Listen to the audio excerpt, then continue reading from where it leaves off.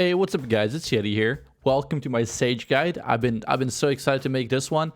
People asked me in my stream, and I'm super glad to be making this one. For all of you guys who don't know, Sage is actually my main. I played her all the time since ever I got access to Valorant. You guys saw me playing her on my Twitch stream, which, by the way, you guys should check out on twitch.tv/Yeti.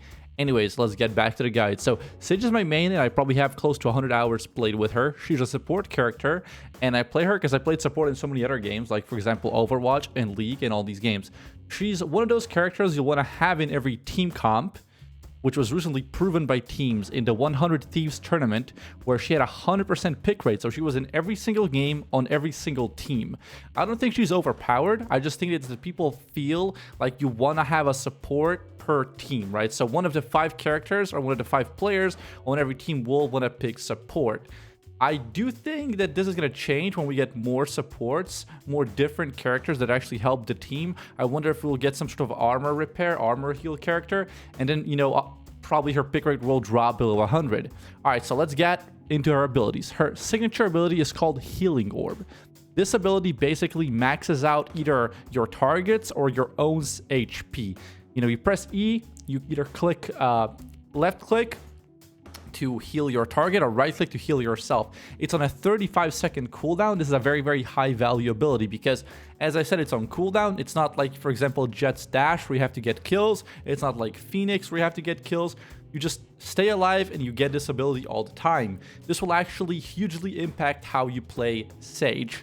The next ability we will be talking about is called Barrier Orb. This one costs $300 and you can buy 1 per round. It creates a massive barrier that can be used in many creative ways, such as blocking off rushes, especially in pistol rounds. This is very, very strong. You can also counter boost above enemy Sage as well, or you can put yourself on high ground, which is not the highest value, but if you can kind of combine 2 of these at once, it's very good. Like, for example, if you use it to, block off the enemy and boost yourself to high ground, it's very, very good. But if you do only one of them, it's probably not that good. Her last ability is called Slow Orb. You can buy 2 of these, $100 per orb. It creates a throwable wall that explodes. It's kind of like a Molotov in CSGO in some way. It creates this field which slows people that are caught inside it. And also when they walk around, they make very, very loud steps. It's useful to prevent rushes. It's useful to prevent people sneaking behind you, just denying area altogether.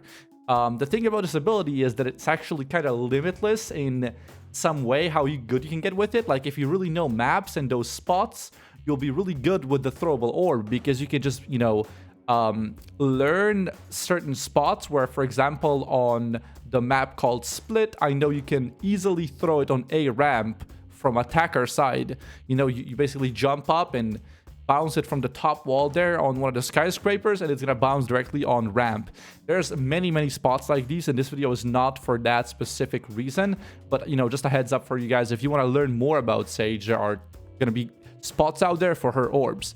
Her ultimate is Resurrection, which I thought is going to be overpowered because Res doesn't really fit/belong in a CSGO type of game. However, this is Valorant, right? This is a different kind of game, and it does work in this game. The devs worked hard to make this ability balanced because, first of all, you have to be almost melee range with the corpse to resurrect them. And the second thing, whoever gets rezzed is locked in a multiple second animation while they're being rezzed. Also, when they actually are rezzed, after all that time, they have their pistol pulled out.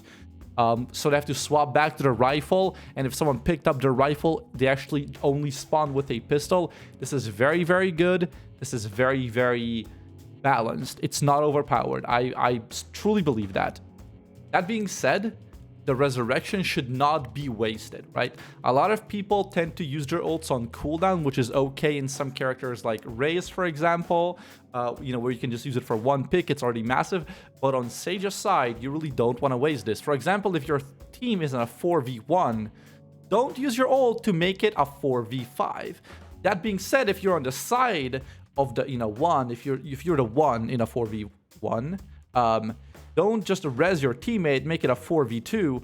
For example, if you don't have the spike, or if you're not already on site, or the bomb isn't planted or whatever, because you're basically just wasting it. You didn't do any anything massive with it, the value you got with that ult is practically 0.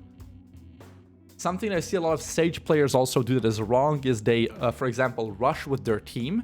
That's not very good with her because, as I said, you want to stay alive for both your ultimate and heal to be really highly valuable to your team, right?